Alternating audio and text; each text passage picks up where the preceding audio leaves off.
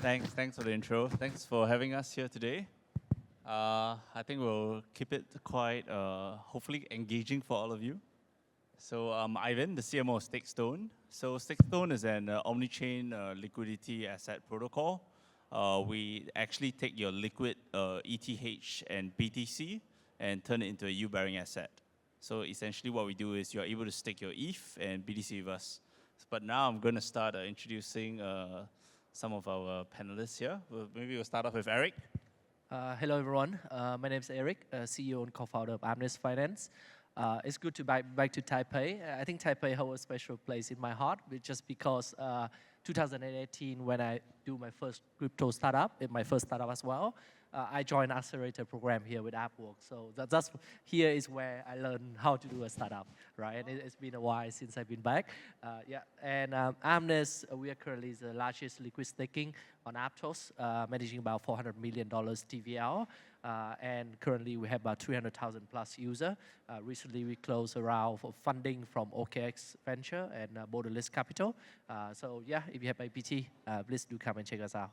Nice. I think we have quite a bit of Aptos folks around here, so maybe we'll get into some detailed questions regards to staking on Aptos as well. Next, let's have Sushie. Hi, Sushie from Jito. Is there anyone knows Jito? Yes, 1, 2. Yeah, thank you. Yeah, I'm doing the community lead at the Jito. I'm kind of surprised that there's not much Solana presence in Taiwan, be honest. But I'm happy to present what we do in as a Jito's kind of main character in the behind the scene. And yeah, thanks for listening. Thank you. Hey guys, this is Stegosaurus, and you can also call me Sam. Fun fact is I am a quarter Taiwanese. My grandfather was from Hualien. But he migrated to Malaysia during World War II because of various reasons. So I'm in the Ethereum camp. I work on initiatives that expand the talent pool of solo stakers across Asia. And one of such examples is the Lido Community Lifeguards initiatives that supports new and existing solo stakers throughout their journeys using the Lido Community Staking module that provides additional security and censorship resistance to the Ethereum network by making solo staking more profitable. Nice. All right. Just maybe get a show of hands of how many people are already staking their ETH or BTC in this room. Okay. I think we need to get more people starting to get in the staking.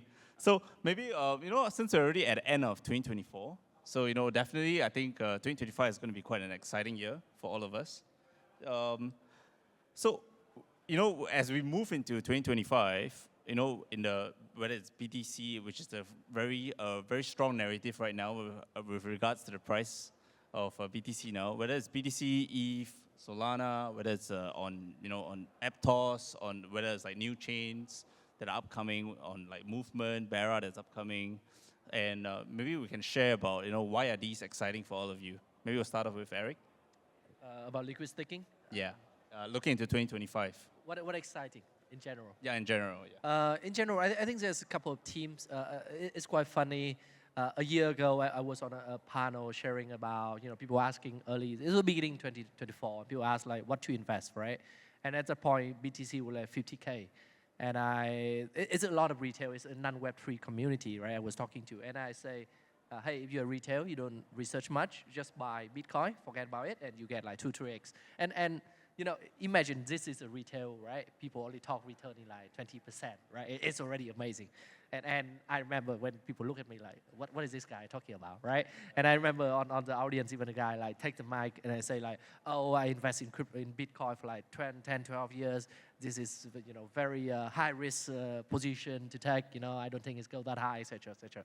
And I go back and buy more, right? And now Bitcoin just passed 100K. I think it's a very as a point I think everyone need to look at, right? Because like so many of my friends like, oh, Bitcoin so high, let's short it, 100K.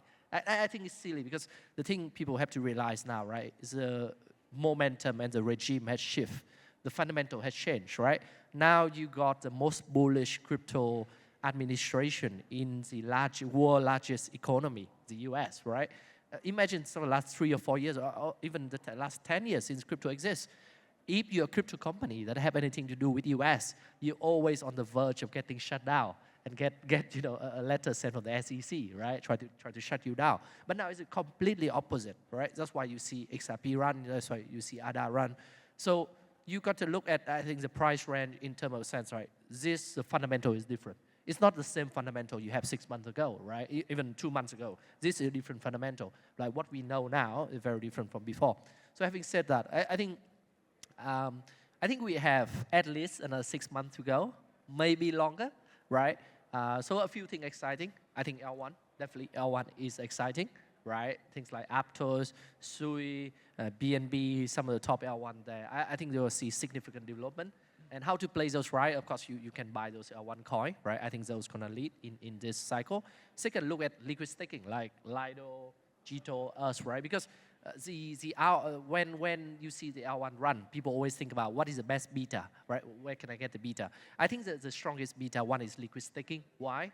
Because all liquid staking, your TVL, your revenue, everything is derived from the underlying L1, right? All our TVL is from IPT. Or his TVL is from Sol, or his TVL is from ETH, right? That is the most obvious beta play you could get, right? And move down the line, you could get DEXs, you could get lending. That's the way I would think, right? Because if I think I'm bullish on ETH, I would go and lift a bunch of Lido, right? Because that would move a magnitude faster than ETH when ETH is starting to move. The second trend I think is I think a bit different from what we're doing is AI. I think AI is huge, right? People just starting to see AI Asian and everything. And before that, I think for the whole AI sector, people were just thinking about DeepIn, right? But now you see what AI Asian is capable of doing, AI XPT, recommending trade, and all of that, right? All of that is just taken the world by storm for the last 1 month. And that thesis is continuously evolving, right? You see AI 16Z, you see virtual get listed by Binance, you see gold, you see all that. Do pay attention.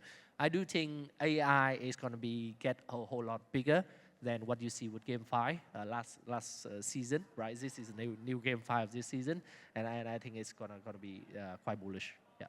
Yeah, I think it's going to be quite interesting if we see AI projects going to DeFi, being able to do staking and stuff like that. So maybe I'll pose the question to Jito as well. Yeah, 2025, right? Yeah. I don't know much about the other chains, so I will stick with the Solana. I think 2024, the Solana was kind of the best performance, the chain. Talking about the volume and the TVL and also the price itself. And that is mainly coming from the pump fund, pump.fund. And I think Solana is getting de facto any token launch platform. And the revenue we generating as a Jito, as a pump fund is purely, it's huge. It's like, it's not just distributing the governance token and like tokenomics, but we generating the commission every trading commission. And especially we provide the Jito Solana validated clients. It's like 90% of validator use Jito's clients. And we take 5% of the commission from every MEB tips, which is like $15 million in a day was the couple of weeks ago was the all-time high of the commission. But no, commission itself is like 5% of $15 million. So it was like 700K in a day. As a startup, crypto startup is like big, right? So my point is like, so those kind of trading on the pump fund, it will last. Like he said, AI agent will take over probably the next trendy, kind of trendy narrative. And also, the more Solana or whole ecosystem grows, Jito will take benefit from any growth of Solana. So it's just 2025 is the kind of, if we believe like 1 year, 4-year super cycle, that's going to be the best performance year again, Looking good. Nice. How about for StakeStone? Yeah, so I can't speak for the whole of Ethereum DeFi, but in my personal, maybe biased opinion is that in 2025, I expect there to be a ton of opportunities emerging for solo stakers or for individuals who are able to run blockchain infrastructure. And the overarching logic is simple, is because if you're able to do more work, you should be able to capture more opportunities in the market and enhance your staking rewards.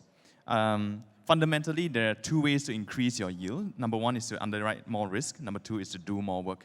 And the most straightforward example I can provide is the Lido community staking module itself, which enables aspiring solo stakers to start running Ethereum validators for a fraction of the ETH collateral required. So starting from 2.4 ST ETH instead of the full 32 ETH per validator key. And then subsequent validator keys only require 1.3 ETH. The other side of this coin is that you multiply your staking rewards by more than 2.3 times. So from 3.3% to 7.6%. And this 7.6% is organic, sustainable yield, not from issuance, not from inflation. It's from share of staking rewards because of the additional work that you are doing. Yeah. And this is just one example. There are a ton of other similar bonded validator kind of options out there. There's also distributed validators where there are incentives for you to capture as well. And it doesn't even have to stop at validators or stop at ETH. You can be like a Solana validator, Aptos validator. You can even run AI nodes and so on and so forth. So I think going into 2025 as a new Web3 participant, I would start to think about how I can be more actively involved, be more hands-on to capture opportunities that maybe others will overlook. Yeah.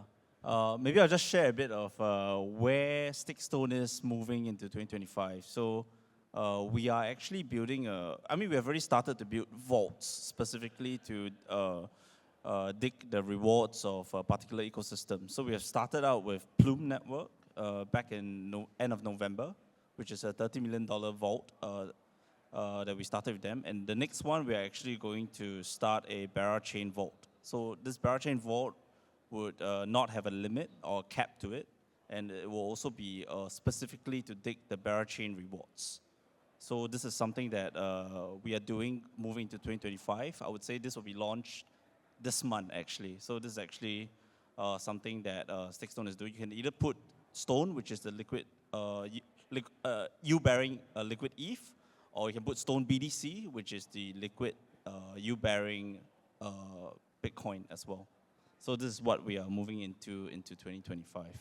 Actually, I have a question. How does the Bara vault work? So I deposit ETH, for example. Yeah, so for example, you have ETH, you turn into Stone, and the Stone would only yield Barachain rewards. Because right now what we do is we actually, for example, now you hold Stone, you actually earn multiple rewards. Whether you're earning, like, for example, previously before Eigen was, before Eigen did its airdrop, it was earning Eigen, it was earning Mellow, and it was earning Symbiotic. So the rewards are actually split. But I think users prefer to have dedicated rewards where they can pick and choose where they want to earn their staking rewards on. So that's why we created vaults since November, actually. Yeah, maybe I'll move into the next question. So we're going to talk a bit about the role of staking in Web3, right? So I think maybe Stakeosaurus can start off with this, talking about consensus mechanisms. Yeah, sure. In staking. Yeah. So I guess the original, quote-unquote original staking, right, it stems from proof of stake as a Sybil resistance mechanism to the proof of stake consensus mechanism. Yeah, it is a way for the network or the system to decide who gets to vote and how much weight to assign to such votes, right? And in essence, it provides security to the network. It secures the transaction. It processes the transactions. And in doing so, the rewards of providing this work is the staking rewards, right?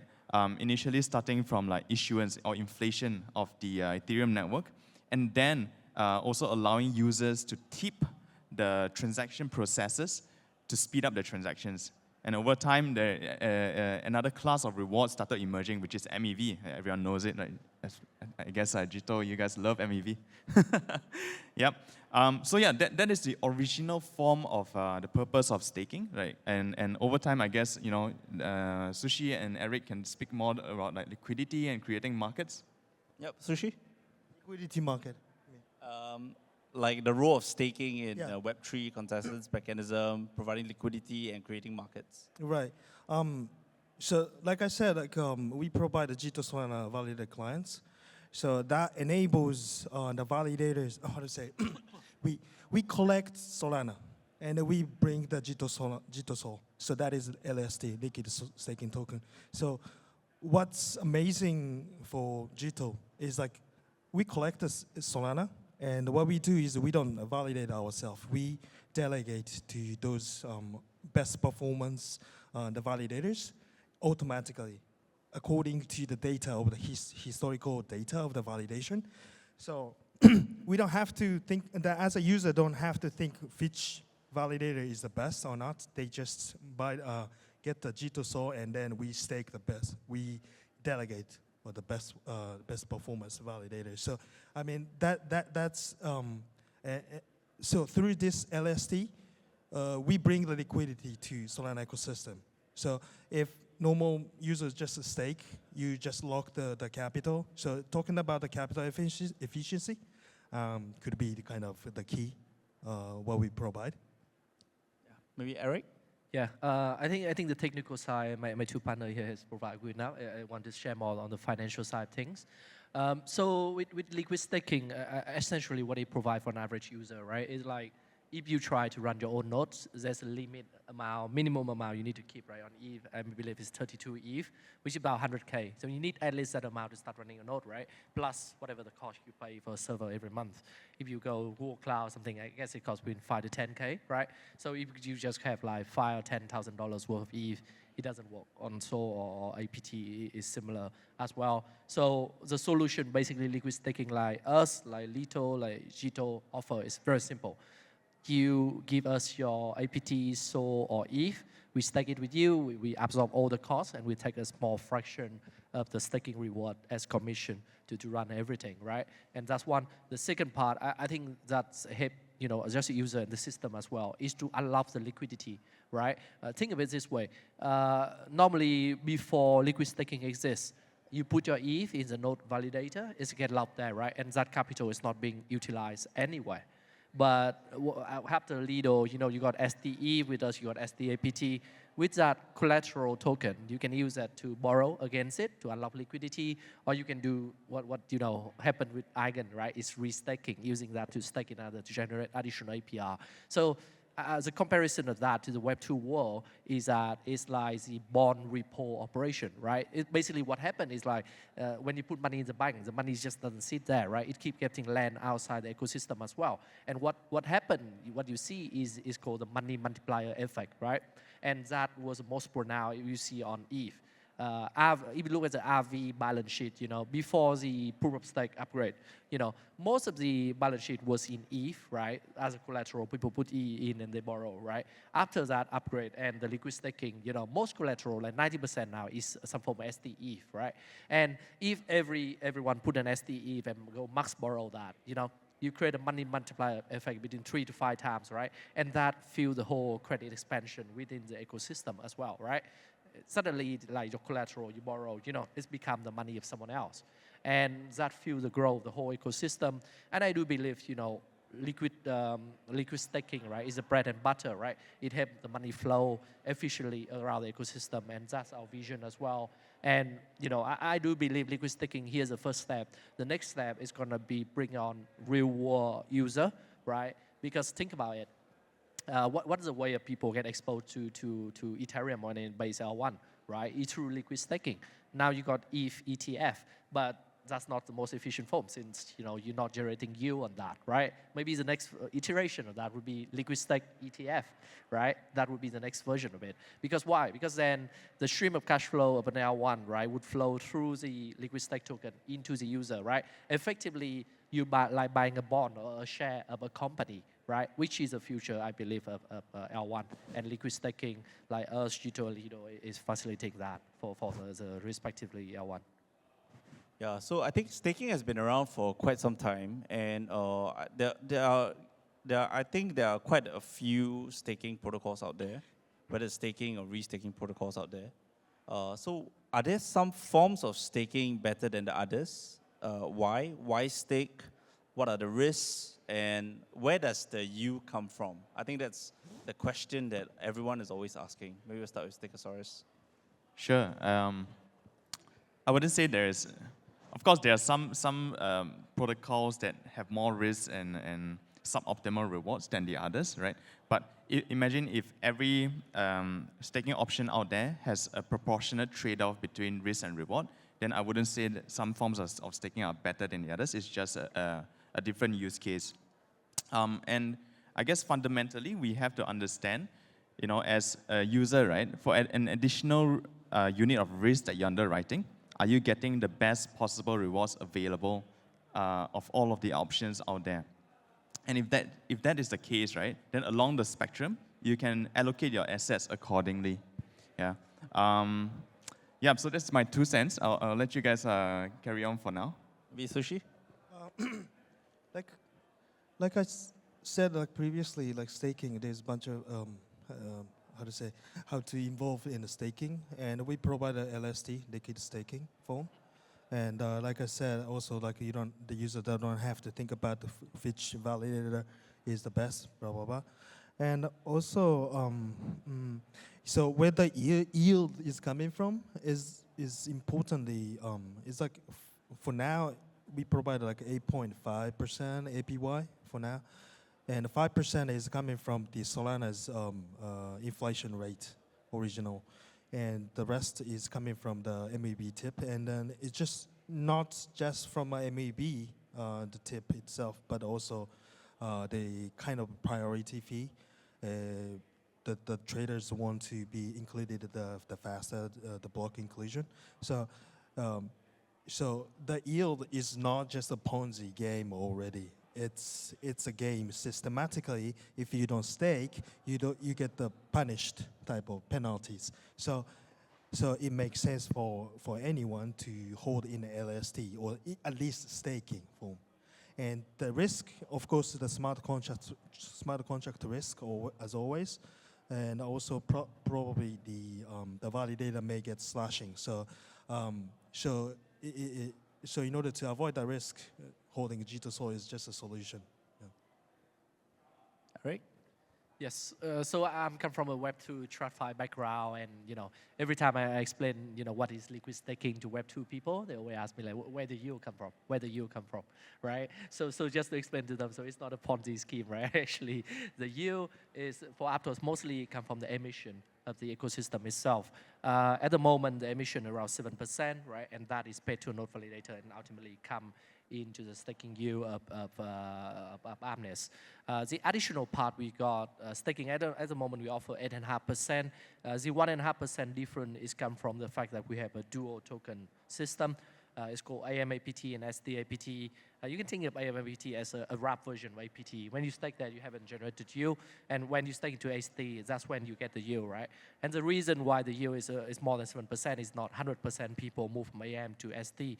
Some people decide to stay in AM to provide liquidity on DEXs to generate return or different strategy, right? We should make all the accrue return move to ST. So simple example, I explain to people, right? 100 APT in, then you get 7% yield is 7 APT, right? But then let's say only about 80% of people stake into ST. So you get, let's say 70. You get 7 APT out of 70, right? So you get 10% effective yield. That's how it works. So it's all come from the node validator system. And I think for all the liquid staking is incredibly transparent. So if you can do due diligence, you can see where the money goes.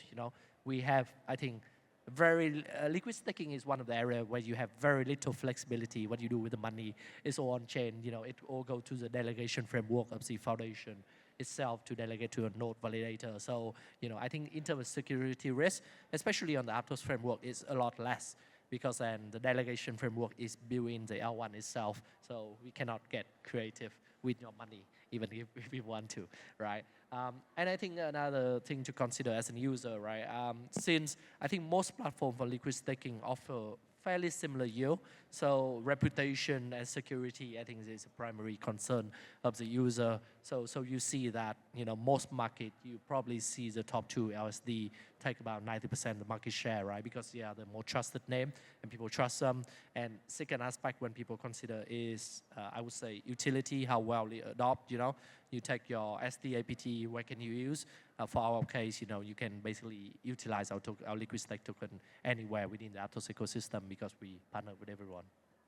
Yeah, just to share a bit, like for example, for Stone, you earn, first of all you earn the POSU from what Lido is doing, and then you earn like the restaking U as well. But of course, it was in points, and then subsequently when Eigen did the airdrop, I think our community has received their tokens as well. So basically, it's like you get to earn POSU plus the StakeStone points plus the restaking U as well. That's for Stone on StakeStone, and for Stone BDC. Will be slightly different because they don't have that restaking rewards yet, but because they're mostly put in vaults, so you would be choosing to whether dig the yield from Bera, from Movement, from Plume, or from any other ecosystems that's upcoming. Maybe I have a very quick and fun question for all of you, right? Sure. So to get a non-diplomatic answer to the question of are some forms of staking better than others? Yep. Maybe I'd like to know, where are you guys putting most of your TVL? Like say Aptos, where do you generate most of your yield in the Aptos ecosystem? Mostly not emission. Sorry? Not emission. Emissions? Yes. Okay. And Sushie? Emissions as well. And what about? Okay, so for Ivan, StakeStone, right? Yes. We started off with Stone, which is the U-bearing token. I think the first one was with Manta. I think back in February, it was like 1.4 billion of TVL. And then we went on to Scroll, right? We had more than 100,000 ETH on Scroll alone. So I think most of the users got quite a decent amount of rewards because it was listed on Binance subsequently. And we are looking to, of course, for those that are on Scroll, I would say old money, right? We want new money to come in. So we want, that's why we're building vaults to dig the different ecosystem rewards. But Barachain will be the biggest vault that we will do going forward. For me personally, it's Lido CSM for sure. The 7.6% organic yield. You can't get any better than that if you want to put significant amounts of TVL into it.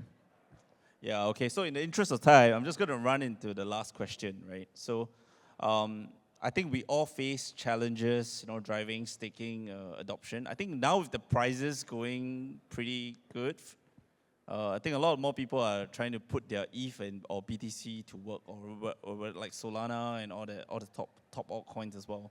So maybe you can share. Maybe we'll start off with StakeStone. Share some challenges that you face. Yeah. Driving the staking adoption, whether it's retail, institutions, TradFi. Yeah. So I guess institutions are the easiest to adopt, right? Lido. Always the first guys to adopt. TradFi is for sure the hardest. There needs to be a regulatory and tax clarity. They need to have like known counterparties. They need to have established processes, etc., etc. What I'm excited about is on the retail side. Other than just staking to get yield on the supply side, maybe if we can tie in staking with a use case on the demand side, that'll be quite interesting. Yeah. So it's both a challenge and an opportunity in my view. Jito? The challenge, right? I think institutional perspective, it's about regulation, but after the Solana ETF is approved, the whole attitude from the country will change it. So I'm optimistic about.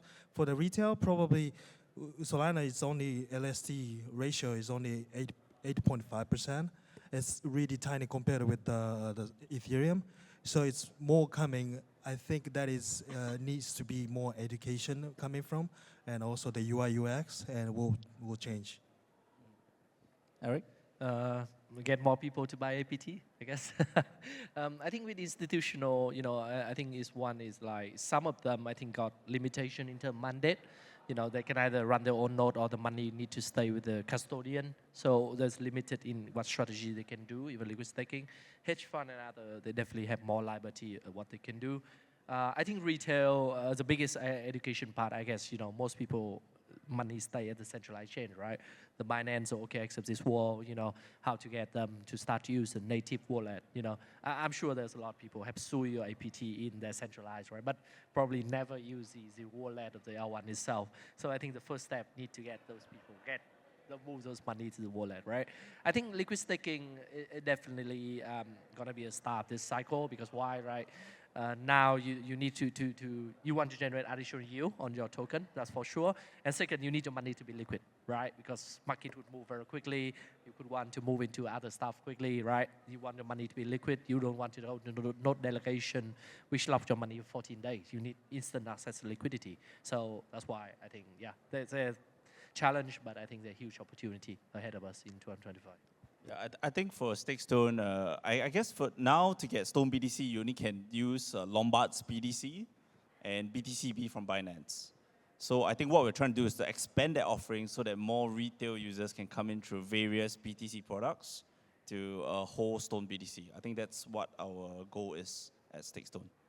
Yeah, I think thank you everyone for today, for joining us. Maybe some last words. Any last words from maybe start with Stegosaurus? Definitely learn how to run blockchain nodes. Doesn't have to be Ethereum once again, can be anything. Thank you. Eric? Definitely learn how to use the native wallet ecosystem like Aptos, Solana, Sui. I think there's huge amount of opportunity there outside the centralized change, right? On Sting list, on the big centralized, you're already buying stuff, 10, 20x higher. So, for you guys in the trench, you're looking for gem, definitely learn how to use a native wallet, Don't let when it's a FOMO come to you, then you're probably the last guy who buy it. Yeah. Okay, so I think a lot of people have been asking StakeStone when TGE. It's really coming very soon. Okay, thank you. Thank you, everyone. Thank you.